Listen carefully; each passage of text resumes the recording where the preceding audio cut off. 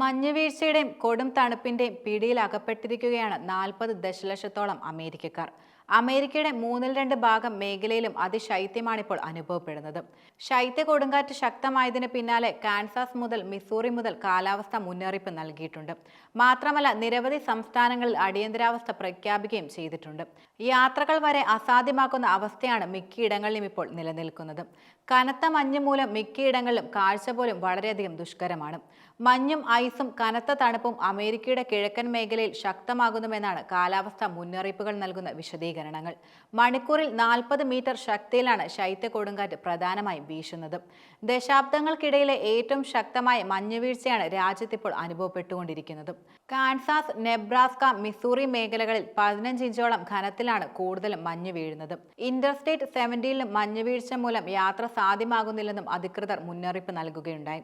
Arctic മേഖല പെട്ടെന്ന് ചൂട് പിടിക്കുന്നതാണ് നിലവിലെ കാലാവസ്ഥ രൂക്ഷമാകുന്നതിന് പിന്നിലുള്ള പ്രധാന കാരണമെന്നാണ് ചില പഠനങ്ങൾ വെളിപ്പെടുത്തുന്നത്. ഒഹായോ താഴ്വരയിലേക്കാണ് ശൈത്യ കൊടുങ്കാറ്റ് നീങ്ങുന്നതെന്നാണ് കാലാവസ്ഥ മുന്നറിയിപ്പ് നൽകുന്നത്. ഫ്ലോറിഡയിലെ തെക്കൻ മേഖലയടക്കം തിങ്കളാഴ്ചയോടെ കനത്ത ശൈത്യത്തിന്റെ പിടിയിലാകുമെന്നാണ് നിലവിൽ വിലയിരുത്തപ്പെടുന്നത്. അതിശൈത്യ വിവിധ വ്യാപാര സ്ഥാപനങ്ങളുടെ പ്രവർത്തനങ്ങളും സാധാരണക്കാരുടെ നിത്യജീവിതത്തെയും സാരമായി ബാധിക്കുകയുണ്ടായി. യുഎസിന്റെ കിഴക്കൻ മേഖലകളിൽ ശീതക്കൊടുങ്കാറ്റും മഞ്ഞുവീഴ്ചയും ശക്തമാകുന്നതായിട്ടാണ് ഇപ്പോൾ പുറത്തുവരുന്ന റിപ്പോർട്ടുകളെല്ലാം. Kansas, Missouri, Kentucky, Virginia, West Virginia, Arkansas, New Jersey എന്നീ 7 സംസ്ഥാനങ്ങളിൽ അടിയന്തരാവസ്ഥ പ്രഖ്യാപിക്കുകയും ചെയ്തിട്ടുണ്ട്. വാഷിംഗ്ടൺ DC-യിലെ ഒറ്റപ്പെട്ട മേഖലകളിൽ 16 ഇഞ്ച് വരെ മഞ്ഞുവീഴ്ച ഉണ്ടാകുമെന്നാണ് നാഷണൽ വെതർ സർവീസ് നടത്തിയ പ്രവചനം. കാൻസാസ്, മിസോറി സംസ്ഥാനങ്ങളിലായി 3 പേർ മരിക്കുകയും ചെയ്യുകയുണ്ടായി. ഇന്നലെ 1300-ലേറെ വിമാന സർവീസുകൾ റദ്ദാക്കുകയും ചെയ്തു.